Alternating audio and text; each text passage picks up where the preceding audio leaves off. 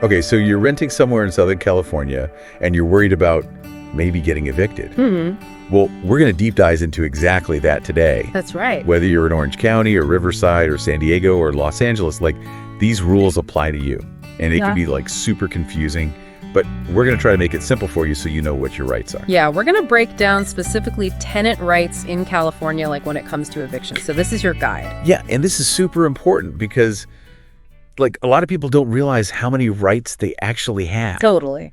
So our mission today is really just to give you like a clear idea of what your rights are as a tenant if you're facing eviction in California. Yes. And we want to make sure that like, you know, by the end of this, you feel prepared and like you know what to do if this ever happens to you. Absolutely. And, you know, if you're in one of those counties that I just mentioned and you're dealing with like an eviction right now, remember, there are resources out there to help you. Places like the Martinez Law Center, martinezlawcenter.com. They specialize in helping tenants. So definitely keep that in mind. Absolutely. Okay, so let's jump right into it. And I think a good place to start is with AB 1482. Like, this is a huge piece of legislation when it comes to tenant rights. Yeah, this is big. It's called the Tenant Protection Act of 2019, and it made a big change for anyone who's been renting for at least a year. Right. So basically, in most cases, your landlord needs what's called just cause to evict you, meaning they need a good legal reason. So they can't just kick you out for any reason. Exactly. And these reasons can be divided into two categories, at-fault and no-fault evictions. Okay, what's the difference? So at-fault means the landlord is saying you did something wrong. Got it. Like you didn't pay rent or you violated the lease agreement. Makes sense. No fault, on the other hand, means the landlord wants you out for a reason that has nothing to do with your behavior as a tenant. Okay, so give me some examples of what would be considered an at-fault eviction. Sure. Well, the most common one is not paying rent. Right, of course. But it can also be things like breaking the rules in your lease. Like what kind of rules? Well, let's say your lease says no pets, and then you get a dog. Or maybe you're causing a lot of noise and disturbing the neighbors. Yeah, I've definitely lived next to some noisy neighbors.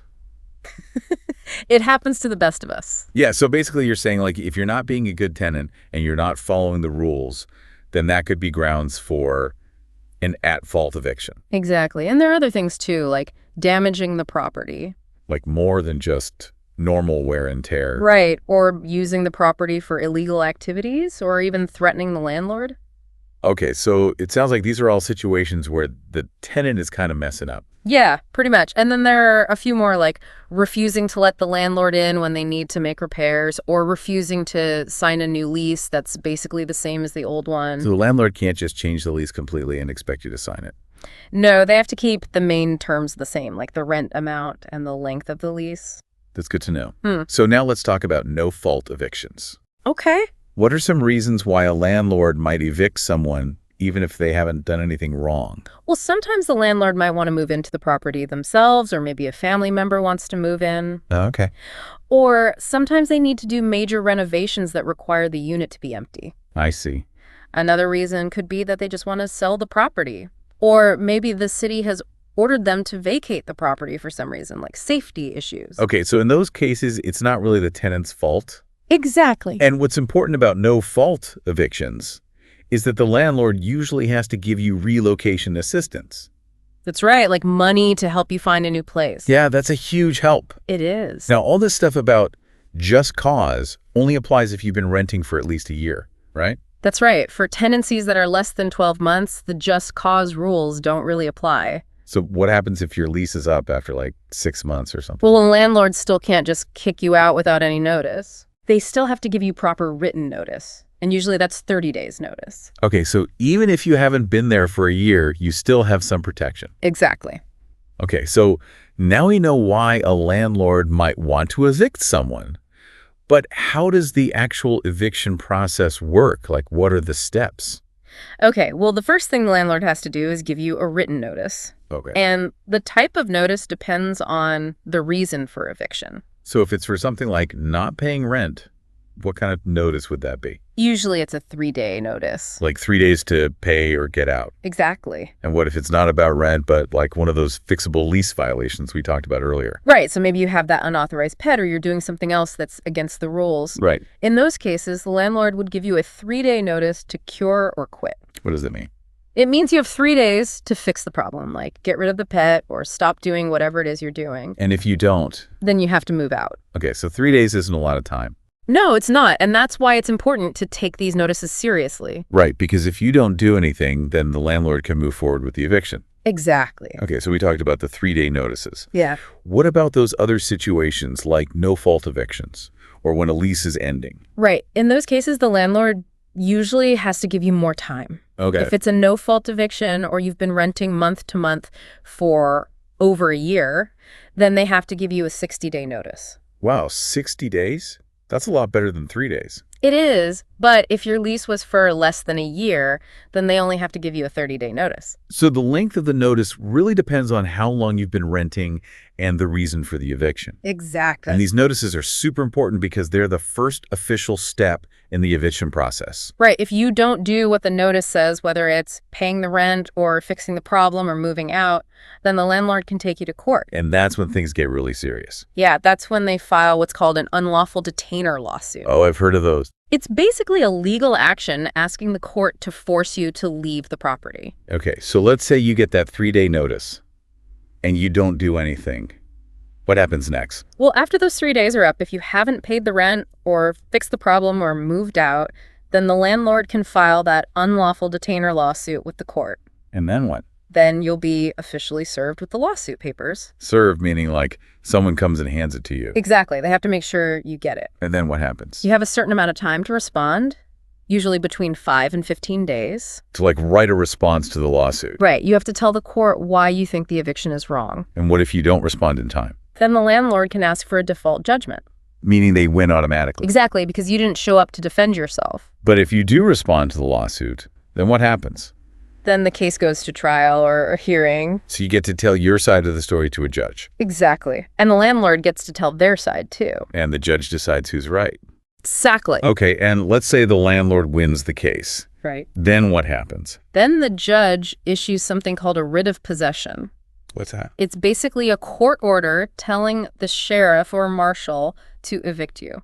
So the sheriff comes and physically removes you from the property. If you haven't already left on your own. Okay, so this is really important. Only the sheriff or marshal can legally evict you. That's right. The landlord can't do it themselves. So no changing the locks or shutting off the utilities. No, that's called self-help eviction, and it's illegal in California. Right. Illegal and really, really bad. Yeah, landlords can get into a lot of trouble for doing that. So if you're a landlord listening to this, don't even think about trying to evict someone yourself. Exactly. Go through the proper legal channels. Okay, so we've talked about how the eviction process is supposed to work. Right. But unfortunately, some landlords try to take shortcuts and do things that are illegal. Right. We call that self-help eviction. And we've said it before, but it's so important that we'll say it again. It's completely illegal in California. Right. Landlords have to follow the law. So can you give us some examples of what these self-help tactics might look like? Sure. Well, like you said, changing the locks is a big one. Even if the tenant stuff is still inside. Yeah, that's a no-no. What else? Turning off the utilities like the water or electricity. Wow, that's messed up. Yeah, it's basically making the place unlivable, so the tenant is forced to leave. And it's illegal. Totally illegal. Okay, what else? Sometimes landlords will try to remove the tenant's belongings without a court order. Really just like throw their stuff out on the street? It happens. That's so wrong. It is, and it's also illegal. So basically, any attempt by the landlord to force the tenant out without going through the proper legal process is considered self-help eviction. Exactly. And it could have serious consequences for the landlord. Right. Tenants can sue them for damages. So if your landlord is doing any of this stuff, you need to document everything. Yes. Take pictures, videos, write everything down. Because that's your proof. Exactly. And you should also talk to a lawyer right away. Yeah, like the Martinez Law Center. Right. They specialize in helping tenants who are facing illegal evictions. And their website is martinezlawcenter.com. That's right. Okay. So we've covered what landlords can't do. Let's talk about what tenants can do if they're being unlawfully evicted. Okay. Like, what are their rights and what are their options? Well, the first thing to remember is that you don't have to leave just because the landlord tells you to. Right? You have the right to stay in your home until a judge orders you to leave. So even if the landlord is doing all sorts of shady stuff, Even then? you don't have to go anywhere. Nope. Okay, so what should a tenant do if they think they're being illegally evicted? Well, first of all, don't leave. Right. Wait for the landlord to file that unlawful detainer lawsuit. And then when you get served with the papers, make sure you file a response with the court. So you're basically telling the court that you're not going down without a fight. Exactly. And in your response, you can explain why you think the eviction is illegal. Right. And you can also mention any self-help tactics the landlord has used. And like we said before, documentation is key. Absolutely. Now, in addition to responding to the lawsuit, are there any other options for tenants who are facing illegal evictions? Yes, you can actually sue the landlord yourself. Really? For what? Well, for wrongful eviction, if they're trying to kick you out without a valid reason or for discrimination or harassment. Okay, so tenants have legal recourse if their landlords are breaking the law. Exactly. That's really empowering to know. It is. Okay, now let's flip the script for a second. Okay. What happens if a tenant just ignores the eviction notices and the loss? Like, what are the consequences of doing nothing? That's a bad idea. Ignoring the problem won't make it go away. In Right. fact, it will probably make things worse. So what could happen? Well, if you don't respond to the lawsuit, the landlord can get a default judgment against you. Meaning they automatically win. Exactly. And then they can get that writ of possession from the court. And the sheriff can come and evict you. Right. And you also have an eviction on your record, which can make it hard to rent in the future. So ignoring the situation is definitely not the answer. Nope. Even if you think the eviction is wrong, you still need to respond to the lawsuit and fight it in court. Exactly. Okay, now here's a question I think a lot of tenants have. Okay. How long does this whole eviction process actually take? That's a good question. Like, if you get that 3-day notice, does that mean you could be out on the street in 3 days? No, not at all. Okay. That 3-day notice is just the first step. Right. The landlord still has to go through all the legal procedures we talked about, filing the lawsuit, serving you with the papers going to court, getting a judgment, and so on. So it's not like they can just kick you out right away. No, it takes time. How much time are we talking there? Usually it takes at least a month or two. Really? Even if the landlord is doing everything right? Yes, Wow, that's good to know. it is. But if you ignore the notices in the lawsuit, then things can move faster. Because the landlord can get that default judgment. Exactly. So even though it's tempting to just bury your head in the sand and hope the problem goes away, It's not a good strategy. no.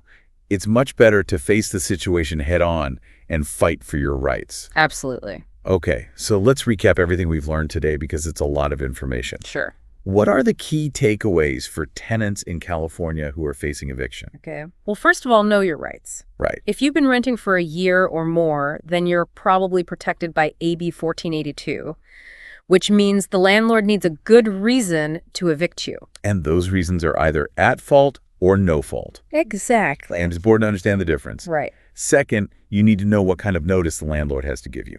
It depends on the reason for the eviction and how long you've been renting. And you can't just ignore those notices, No, you have to respond to that. whether it's paying the rent or fixing the problem or moving out. Exactly. Third, you can't let the landlord use any self-help tactics. Like changing the locks or shutting off the utilities. Right. And if they do, you need to document everything. Absolutely. And finally, if you're facing eviction, get legal help right away.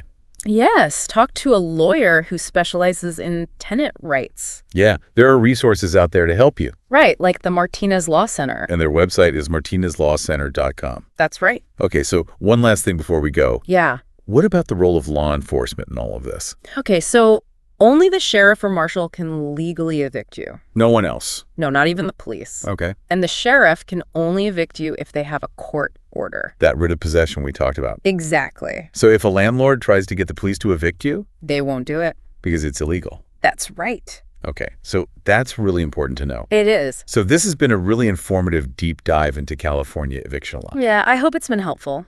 It has, for sure. And I think the biggest takeaway is that knowledge is power. Absolutely. If you know your rights as a tenant. You can protect yourself. Exactly. And if you're ever facing eviction, don't be afraid to reach out for help. Right, there are people who can assist you. Yeah. And for expert guidance on all things tenant rights and eviction, Check out martinezlawcenter.com. they can help you navigate this tricky process. Absolutely. All right. Well, thanks for joining us for this deep dive. And remember, Know your rights. and stay informed. Yeah. We'll see you next time. See you then. Bye. Call now